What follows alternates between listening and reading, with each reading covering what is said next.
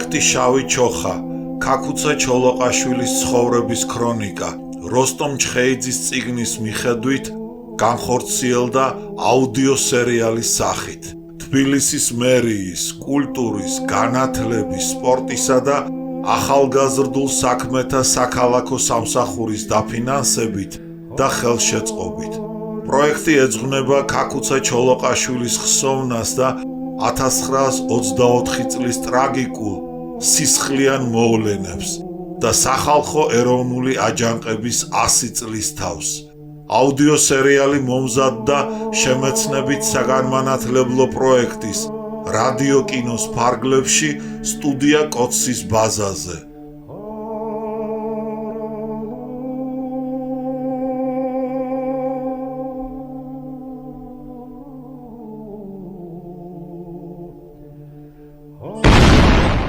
როსტომ ჩხეიძე, შავი ჩოხა, ქაქუცა ჩოლოყაშვილის ცხოვრების ქრონიკა.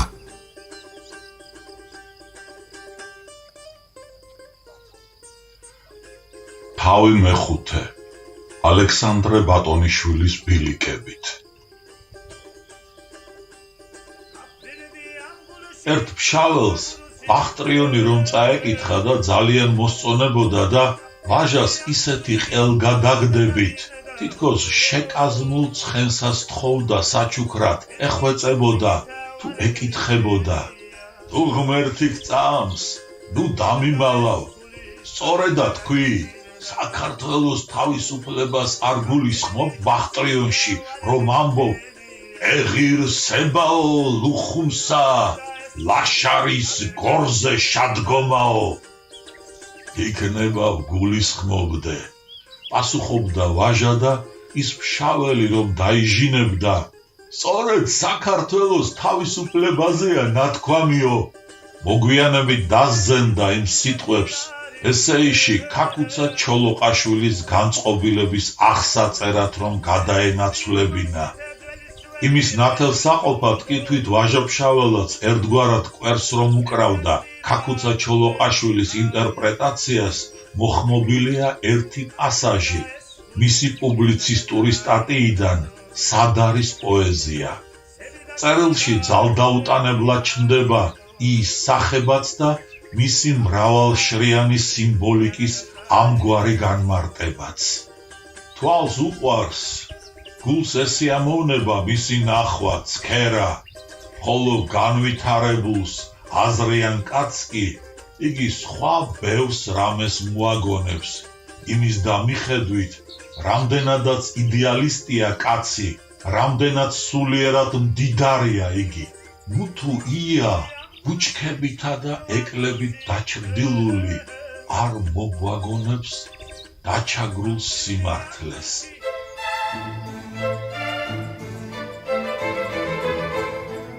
თამაზ ნატროშვილი ყურადღებას მიაქცევდა იმ გარემოებას, რომ ვაჟა ფშაველა როგორც მის თავისუფალსა და მაღალ აზროვნებას შეჰფეროდა, მართალია დამოუკიდებელი ინტერპრეტაციის ნებას აძლევდა მკითხველს. ბევრს რასმეს მოგვაგონებსო, მაგრამ მაინც გამოკვეთდა მთავარ ნააზრებს, დაჩაგრული სიმართლეო. ეს მეტაფორა კი შვენივრად მიესადაგება როგორც ცალკეული ადამიანის, ისევე მთელი ქვეყნის ცხოვრების შინაარსს და კიდევ იმ გარემოებასაც, ქაქუცას თვალებზე ცრემლი რომ გამოეწვია დამჭყნარ მომკვდარი ის ხსენებას. უმწევო ყვავილი არა მარტო სამშობლოსათვის შეედარებინა გულში, არამედ ვინ იცის, პირადი ხვედრიც მისთვისვე შეეფარდებინა და ამ ლექსის ლირიკულ პერსონაჟად საკუთარი თავის წარმოედგინა. ერთი დეტალიც ვისთვის იქნება ნაკლებ მნიშვნელოვანი იყოს, აღნიშნის ღირსადაც რომ არ მიიჩნევდა, მაგრამ ესეის ავტორისათვის საკმაოდ ფასეულია. საინტერესო დამთხევად იხსენიებს და ცოტა არც ესაა, მაგრამ სიტყვა შეთანხმებაში უფრო მეტია ნაგულისხმევი. უნუგეშო ყოფა პოეტს შეექმნა 1895 წელს, როდესაც 34 წლისა გახლდათ და ამდენივე წლისა უნდა ყოფილიყო ქაქუცა ჩოლოყაშვილიც, როდესაც ყმაწვილის დეკლამაციით მოისმინა ეს ლექსი ტიბანში. ვითომ რა მოხდა? მეტი რაღა უნდა მოხდეს, როდესაც ამ ორი პიროვნების დიდი სულიერი თანაზიარობაა გამჭვირვალედ მინიშნებული. ქაქუცა ჩოლოყაშვილი ვაჟა-ფშაველას სულიერი მემკვიდრეობაა და საერთოდ ქართული მწერლობის, არა მარტო ალექსანდრე ბატონიშვილისა და იმამ შამილის. მისი თაცაა შთაგონებული თავისუფლების საძებნელად და სამხედრო გეგმის შემუშავების დროსაც უშუალოდ ვაჟას კვალს მიჰყვება. წამოშალოს ხევსურეთი და აჯანყების ცეცხლი მთიდან ბარში გადმოიტანოს. საერთო კავკასიური იდეის, როგორც უმნიშვნელოვანესი პოლიტიკური მრწამსის მხრივაც უხვი მასალა და მაგალითი რომ აქვს თვალწინ, მხოლოდ გუმანს კი არ მიჰყვება ჩრდილოეთ კავკასიელებთან ურთიერთობას რომ აბამს, არამედ ქართულ სახელმწიფოებრივ პოლიტიკას, წერლობის მიერ გადარჩენილს. ერთი ყველაზე თვალსაჩინო და შთამაგონებელი ნიმუში ვაჟას მხატვრული ნააზრევიცაა მისთვის.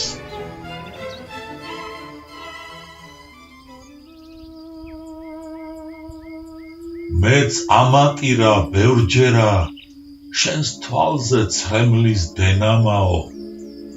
აკაკი წერეთელს ჩანს რომ უქებდა ვაჟა-ფშაველა, განა ქაქუცა ჩოლოყაშვილსაც ამავე სტრიქონთა განმეორება არ შეეძლო თვით ვაჟას მიმართ, ოღონდ მცირეოდენით ცვლილებით. მეც ამატირა ერთხელა შენს თვალზე ცრემლის დენამა. თუმცა ერთხელა რატომ? ეს ერთხელ ხელშესახებად გადმოგცემია, თორემ ვინ იცის, რამდენჯერ აეტირებინა ქაქუცა ჩოლოყაშვილი ვაჟა-ფშაველას თვალზე ცრემლის დენას. სამოქალაქო ცხოვრებაში დასაბრუნებლად გზა არა მარტო ქაქუცას მოეჭრებოდა, არამედ იმ 6 კაცსაც, რომელთაც ისეთი დანაშაული ჩაიდინეს საბჭოთა ხელისუფლების წინაშე, რომ ქაქუცაზე არანაკლები სასჯელი გაიმზადეს. ალექსანდრე სულხანიშვილი კი განგების ჩარევის კვალს იმაში დაინახავდა, ეს შვიდეული სიღნაღის მაზრიდან რომ გამოსულა, ამას ერთი დღის დაგვიანებით მოუხდებოდა თბილისში დატოვება. ქაქუცა ერთ თუშს გამოგზავნიდა ალვანის ტყეებიდან იმ ადგილას, სადაც ამ ორს ვაზნების დიდძალი მარაგი გადაემალა და სწორედ იმ თუშს გადაყრიდა განგება ალექსანდრეს. არა, აღარ გამოდიოდა 1832 წლის შეთქმულებისამებრ. ჯაშუში ჯაშუშს ემატებოდა ალექსანდრეს ათასეულშიც. ახალი ძალებით ვავსებთ და ვაძლიერებთო, ირწმუნებოდა სამხედრო უფროსობა, არადა დამსმენთა ქსელს აძლიერებდა. ეროვნული მრწამსის მებრძოლები ძალიან გაფაციცდნენ და სიფრთხილეს მოუმატეს. მწყობრთა შორის მოლაპარაკებასა და მზადებასერიდებოდნენ და თავისუფალ დროს მოიხელთებდნენ თუ არა, მაშინვე ორთაჭალის ხეებსა და გორაკებს მიაშურებდნენ, ორ-ორად ან სამ-სამად, ვითომ და ვსეირნობთო. მცირე ხნით მაინც ახერხებდნენ მოლაპარაკებას. არც ბოლშევიკები რომ არ მსხდარან გულხელდაკრეფილნი, იმაზე შეეტყობოდათ, რომ ძველებშიც გამოძებნიდნენ ჯაშუშებს, რომელთაც განსაკუთრებით ალექსანდრეს მიუჩენდნენ. თუმცა ჯერჯერობით არ აპატიმრებდნენ, ეტყობა უფრო სანდო ნივთმტკიცებებს ეძიებდნენ და სხვათა კვალზე დადგომისაც ეიმედებოდათ. 3 კვირა აჩრდილებივით დახვებოდნენ და თუ ალექსანდრეს გადარჩენა რაიმე შეეძლო, ისევ ბედის წყალობას, რომ რა გამოლევს კეთილ ადამიანს ამ ცოდვილ მიწაზე და მეც გამომიჩნდა ასეთი მფარველი ანგელოზი. ეს ანგელოზი პარტიულიც გახლდათ და ნდობით აღჭურვილი პირიც, მაგრამ ჯერ კიდევ ის დროა, როდესაც ადამიანობას ძალავს პარტიულობას და ყველა არ დათანხმდება დამსმენობასა და მილიციელობას. ამიტომაც გაიხმობდნენ ერთხელაც განზე. საშა, ყველაფერი იციან, რასაც შენ აკეთებ და ამზადებ. დღეს არა ხვალ დაგაპატიმრებენ. თავს უშველე, თორემ ნაღდი დახვრეტა გაქვს. დრო ნამდვილად შეცვლილიყო, ასე ერდბაშად და მკვეთრად. თავდაყირად დგებოდა ყველაფერი და ცხოვრების ყაიდად ეს ამოყირავებული რეალობა მკვიდრდებოდა. ხელი ეცმად დუნებოდა, მისი გვარსახელიც აღებეჭდა ფურცელზე იმ უცნაური პარტიულის, ვისაც ჯერაც შერჩენოდა ადამიანობა და სინდისი, მაგრამ ერდბაშად შეშფოთდებოდა. ვაი თუ დღეგრძელთა სიაშია და ამდენი ხნის შემდეგ ემან ხიფაც არ გადავყარო. მოერიდებოდნენ მის ხანდაზმულობასა თუ დამსახურებას რა. ისე ამ ბუნების კაცი შესაძლოა კარგახნის წინათ მიეხვიტათ კიდეც. დილით ამცნეს მოსალოდნელი საშიშროება. ეს კი იმ დღესვე აცნობებდა, ვის ნახვასაც მოასწრებდა და ენდობოდა. ამ საღამოს მივდივარ და თუ გინდათ შემომიერთდითო.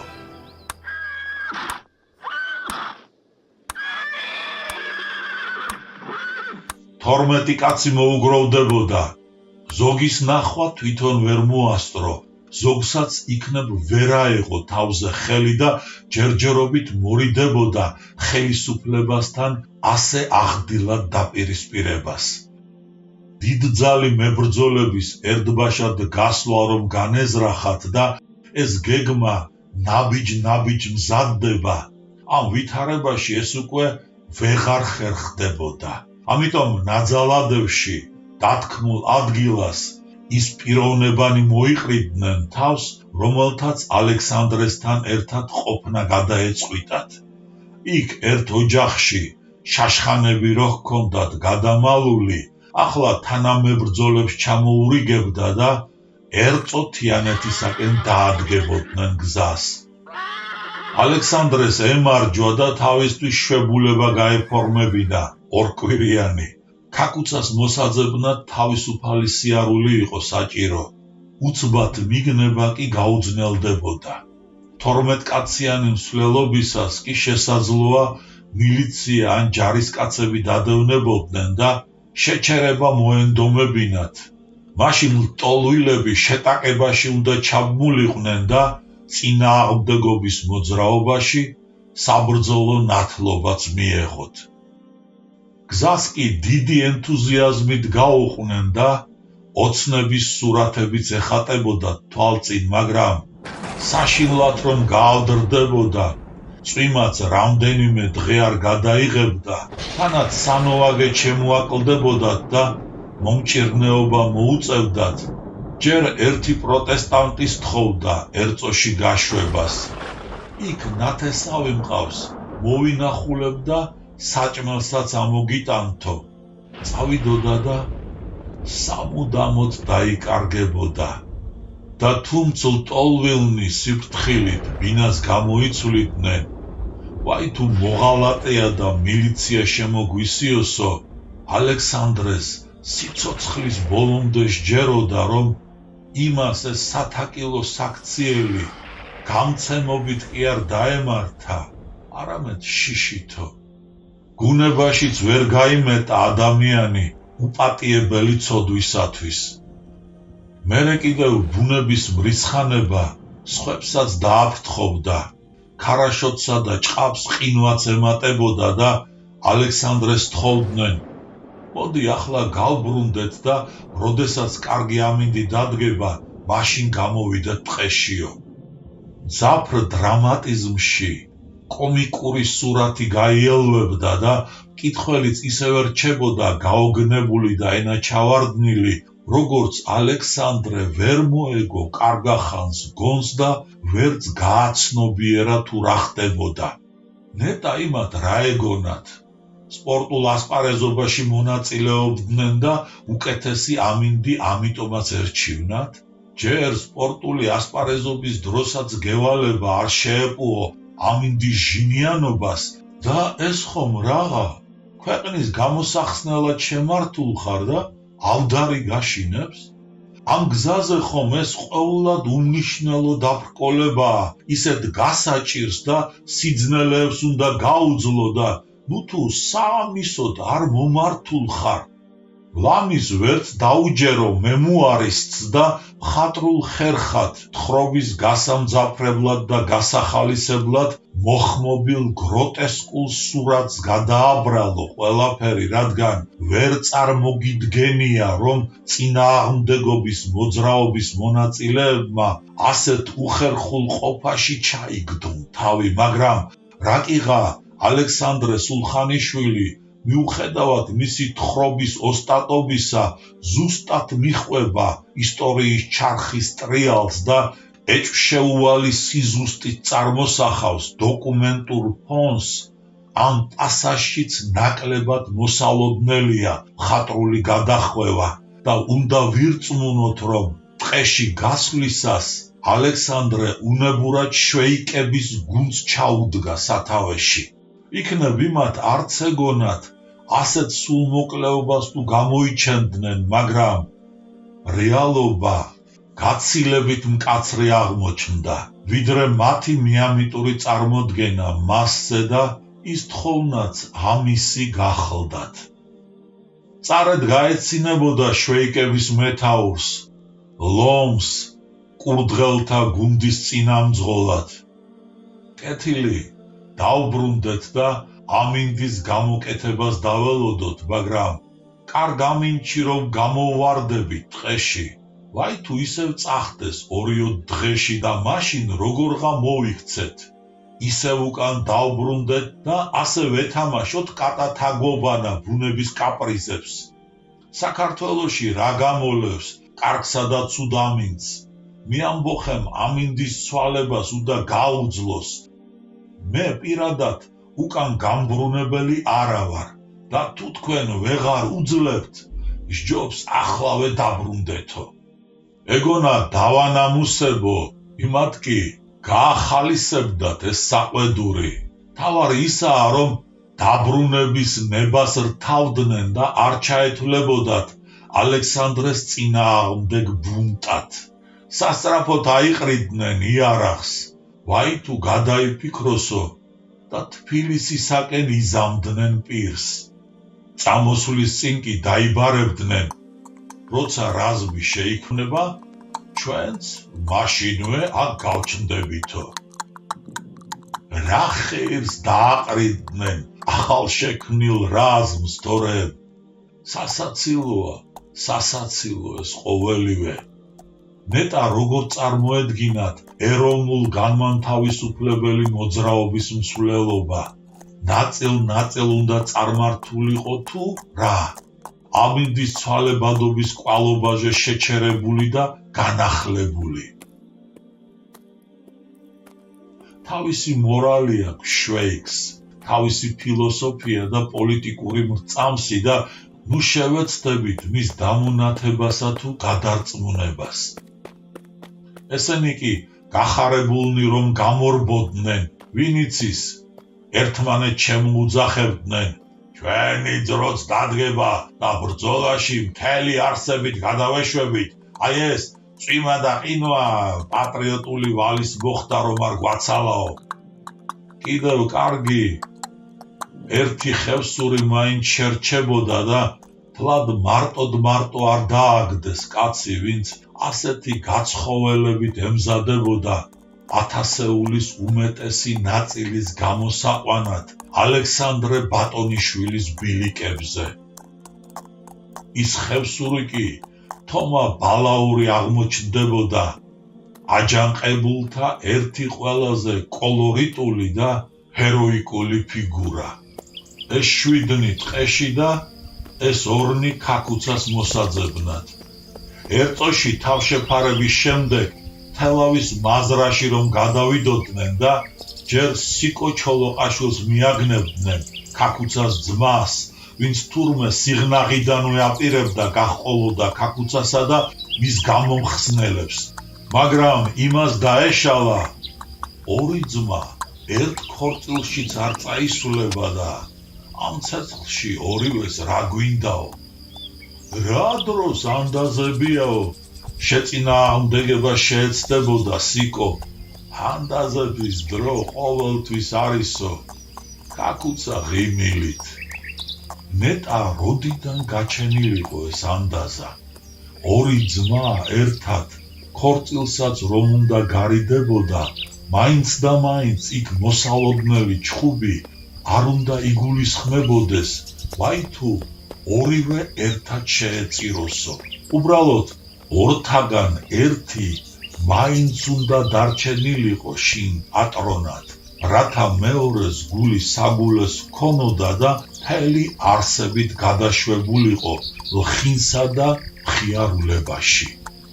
ქორწილშიც არ წაისვლება, ც ნაწილაკი ამჯერადაც მთავარს მიანიშნებდა, ანუ მოსალოდნელ ხიფათსაც გაგულისხმებინებდა.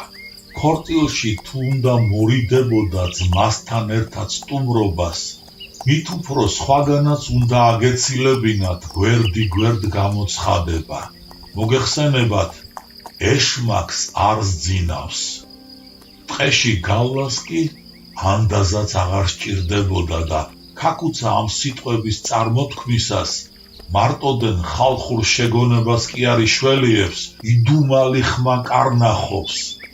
სიკოს გარდუალი დაღუპვა რომ მოელის და საკუთარი ხელით უნდა დამარხოს. დაენანებოდა. ოჯახიდან ერთის გამეტებად საკმარისია, ვიღაც მაინც დარჩეს მისი ჭაპანის გამწევადო. ის იმ წუთას უგუნებოდ დაემორჩილებოდა ძმას, ვისი სიტყვაც კანონი გახლდათ მისთვის, მაგრამ განზე რა დააყენებდა, კიდევაც გადაიქცეოდა შემაკავშირებლად ტყეში გასულთა და ამბოხებისათვის ანთებულ მოსახელეთა შორის. და ახლაც ალექსანდრე სულხანიშვილისა და თომა ბალაურის გამოჩენა თავისებურ ღვთიურ ნიშნად აღიქმებოდა მის თვალში. რაღა ესენი მოევლინენ ქაქუცას გაყაჩაღების პირველივე დღეებში, რომელნიც მარტოდენ 2 თავზე ხელაღებული კაცით კი არ შეავსებდნენ პარტიზანული რაზმის პირველ საწყისს, ორგანიზატორული უნარით უამრავ პატრიოტს შემოუერთებდნენ აჯანყებისად. ალექსანდრეს იმ პირველმა მცდელობამ არ გაუმართლა, ასე კომიკურად რომ შემოუტრიალდა შეიარაღებული გუნდის შექმნა, თორემ უიმისოდ ძალიან და ძალიან გაუძნელდებოდა ქაქუცა ჩოლოყაშვილს წინააღმდეგობის მოძრაობის გადაქცევა საყოველთაო მოვლენად. ხომ თავიდანვე იცი სულ ყველაფერი, შენს თვალწინ გაიარა ყველაფერმა, ნუ დავკარგავ ჩვენ შრომას, შენს მეტი ამას არავინ გააკეთებსო.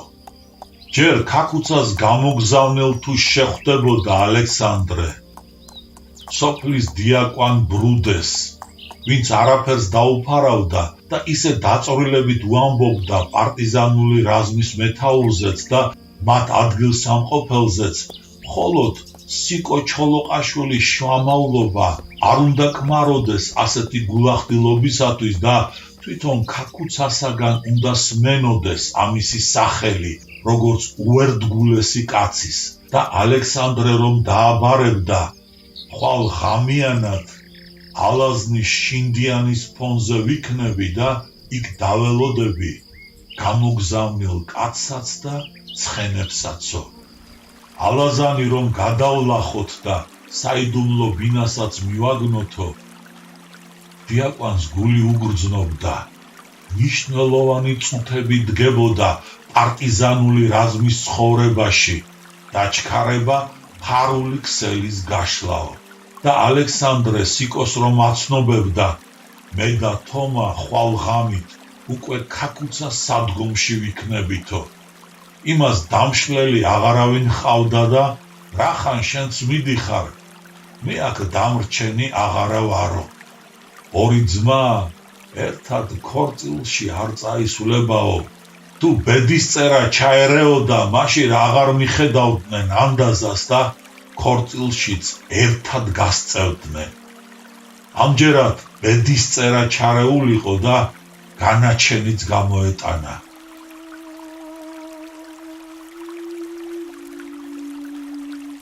მოხერხებული და მიუდგომელი ალაგიკი შეერჩიათ, ოღონდ ალექსანდრე მარტოდენ სამხედრო მზერით კი არ გაზომავდა აქაურობას, არამედ იმ პოეტური განცდით, რასაც არ სჭირდება მაინც და მაინც ლექსებად გადმოღურა. არადა ამ სინათლით გასხივოსნებული დადიხარ სოფელ ქვეყანაზე, თანაც შვენივრად აყრილ დღეს რომ მიაქცევს ყურადღებას. იგულისხმეთ, რომ ამ გარემოებასაც ანიჭებდნენ მნიშვნელობას ის სანაქებოდ შეიარაღებული ვაჟკაცებიც უხვად შეშა დაყრილ და ხიარულად აგუზგუზებულ კოცონს რომ შემოსხდომოდნენ და სტუმრების დანახვისას ერთად წამოიშლებოდნენ და აღბრთოვანებული ღიმილით შეეგებოდნენ, თითქოს კარგი ნაცნობ მეგობრები ყოფილიყვნენ. დგანან ასე დიდხანს ზომავენ თვალით ერთმანეთს თავით ფეხამდე და ყველა მათგანი რაღაც შეუცნობელ სიხარულსა და სილაღეს განიცდის. ალექსანდრე თავს უფლებას აძლევს ეს განწყობილება ყველა სახელით გამოხატოს და არა მხოლოდ საკუთარი, რადგანაც იმ სურათს, რაც თვალნათლივ გადაშლილა და გულის მოძრაობა ზედაპირზე ამოუტანია, ვარაუდად გამოთქმა შინაგან ელვარებას მოაკლებდა. ეგ არის ქაკუცას გაუელვებდა თვალში ოდნავი წყენა ძმის დანახვისას და საყვედურ ნარევი ღიმილით ეტყოდა. შენ მაინც არ მოისვენე და წამოხვედი. ის თავს იმართლებდა, აი საშა მოდიოდა და მერეა პირველ ღამეს თავთავიანთი თავგადასავლების მოყოლაში რომ დაითენებენ.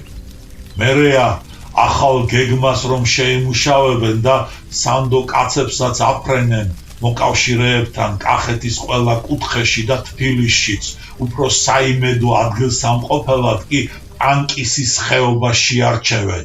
შიკრიკთა მეშვეობით ყოველდღიური ურთიერთობა რომ შეენარჩუნებინათ მოკავშირეებთანაც და რაზმების გამრავლება გამტკიცებად შეძლებოდათ. მერეა ერთი კომუნისტის მკვლელობისათვის ძებნილი და ამ მხარეში თავშეფარებული სერგო მაისურაძეც რომ გამოჩნდებოდა პირველი შეტყობინებისთანავე და რაკიღა იქაური გზაკვალისა არაფერი გაეგება, ბიძაშვილი მალაქია მაისურაძე ამოუძღვება. მაშინვე უკან გაბრუნება ვისაც განეზრახა, მაგრამ რაზმს თვალს გადაავლებდა თუ არა, ისეთ სულიერ სიმხნევეს იგრძნობდა, განაცხადებდა, აქა ვრჩებიო. ამისთანა ვაჟკაცები აქ იყვეთ, მე სახლში რა გამაძლებინებსო. შერცხვებოდა კვლავაც ძველებურად განეგრძო ცხოვრება და თვით ქაკუცას ხვეწნაც ვეღარ გაჭრიდა, გადაწყვიტა და გადაწყვიტა კაცმა. ვისაც გარდა სადურგლოსი სხვა არავითარი იარაღი არ ასჭერია ხელთ მანამდე. ქაკუცა საბრძოლველად გავიდაო, ხმა გავარდებოდა და ამათ რომ მეგონათ ჯერ კახეთსაც არ მოსდებია ხეირიანადო, მთელი ქვეყანა შეჟღრიალდებოდა და შეირხეოდა როგორც ალექსანდრე ყაზბეგის ელგუჯას გამოქვეყნებისას, დიმიტრი ყიფიანის დაკრძალვისას, ილია ჭავჭავაძის მკვლელობისას, საქართველოს ეკლესიის ავტოკეფალიის გამოცხადებისას, საქართველოს სახელმწიფოებრიობის აღდგენისას. მერეა რომ დაიძრებიან და საიდანაც აღარ მიაკითხავე, რასაცა გვიბრძანებთ შევასრულებთო. მაინც რაოდრიანი გაზაფხული დაუდგათ, ერთი თვის მანძილზე დასდიოდა თავზე კოკისპირული წვიმა და ტანისამოსის გაშრობას ვერ ასწრებდნენ ცეცხლთან, ისევ ილუმპებოდნენ. მომზადებული ხალხი მყავს დატოვებული, რაზმი ჩამოყალიბდება თუ არა, მაშინვე შემოგვიერთდებიანო. თავსიდებდა ალექსანდრე და ნეტა იმ ბევრი იმადგანაც ხომ არ გულისხმობდა ზოგიერთს, პირველივე გაავდრებისთანავე რომ გამოქცეოდნენ. რა იცი, იქნებ ახლა მაინც დანამუსებულიყვნენ და პარტიზანული ბრძოლის მსვლელობა თავიანთ გუნებისად არ წარმოედგინათ. მერეა აღდგომა რომ მოატანს და იმ მთებში მოსახლე რამდენიმე ფშაური ოჯახი დაუკლავთ სააღდგომო საკლავს. ღვინოც მიუვათ და ამ დღესასწაულს წესისამებრი უქმებენ და დიმიტრი ცისკარაულიც რომ მიაკითხავს სხვა სტუმრებთან ერთად. მიუხედავად ორკლასიანი განათლებისა, საქართველოს ისტორიის ბრწყინვალე მცოდნე და სხვათა შორის ესპერანტოშიც ჩინებულად გათვითცნობიერებული, მიმოწერა რომ ჰქონდა ამ ენაზე ინგლისსა და ამერიკასა და კიდევ სხვა ქვეყნებშიც. მაშინა ალექსანდრე ბატონიშვილის დაქნილსა და ნათელ ბილიკებს რომ ახსენებს და როგორც ხევისბერი კიდეც დააფიცებთ და აკურთხებთ გამათავისუფლებელი ბრძოლისათვის. წილად ხვდება პირველებს დაგვეწყო ეს ღირსეული საქმე და კიდეც ვაჩვენოთ მთელს ქვეყნიერებას რომ ჩვენი მიწა-წყალი ჩვენად გვსურს და არავის უღელს არ ვიგუებთო. ქაქუცა ჩოლოყაშვილიც რომ წარმოთქვამდა თავის სეფე სიტყვას, მაშინა შეფიცვის რიტუალი ყველა წესის დაცვით რომ აღსრულდება და სიმღერა მეფე ერეკლეს ხმით რომ ვალალებდა და იბარებდა. რაც შევიძელი, ხასის ხლიანი ხმალი დაგიტოვეთ და ბექთარი და ახლა თქვენ გაიმაგროდით თბილისის მოედანიაო. მიუხედავად ამ ტრაგიკული ხელმწიფის გაიდიალებისა, მისი დანაბარები და მოწოდება აღარ კმაროდა მე ამ ბოხეთათვის. რაც უნდა იყოს, ეს უღელი საუკუნეზე მეთხანს რომ გსრეს და იმისი მარცხიანი პოლიტიკის ბრალიც გახლდათ. არადა არც მისი მითოსი გაიმეტებოდა და დიმიტრი ცისკარაულმა ამიტომაც გადააბა მეფე ერეკლეს ხსოვნასთან ალექსანდრე ბატონიშვილის სახელი. შვილის ჰეროიკულ ბიოგრაფიას უნდა ჩამოეწმინდა მარცხის სირცხვილი და სიმწარე მამისათვის. მამის უკვე მითოსში გადასული სახელი კი შვილის გალეგენდებულ ხსოვნას შეშველებოდა და ორივ ერთად დადგომოდა შარავანდედად საომარ ასპარეზზე ჩოლოყაშვილელთა გამოსვლას. ახლა თქვენ გაიმაგროდითო და უღრანი ტყის იმ პატარა ველს რომ გაიხსენებდა ალექსანდრე სულხანიშვილი, ხევისბერის სიმღერით რომ გადაატარებდა, დანანებით დასძენს. მართლა კარგი სახილავი იყო ასეთი სანახაობა და მეტა აპარატი გქონოდა სურათის გადასაღებადო.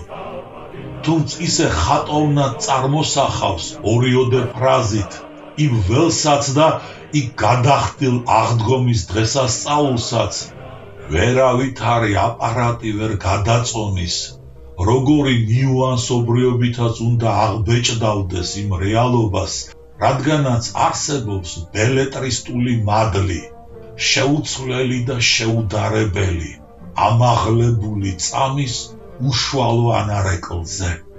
თითქოს სულ სხვაგვარი მზე დაბრუნავდათ თავზე და პარტიზანები უკვე ფიცით შეკრულნი, ერთმანეთს გაოცებული მზერით მიაჩერდებოდნენ. თითქოს ისევ ისინი ვართ, მაგრამ აღარც ვართ ისინიო. თითქოს სულ სხვაგვარი მზე დაბრუნავდათ თავზე და პარტიზანები უკვე ფიცით შეკრულნი, ერთმანეთს გაოცებული მზერით მისჩერებოდნენ. თითქოს ისევ ისინი ვართ, მაგრამ აღარც ვართ ისინიო.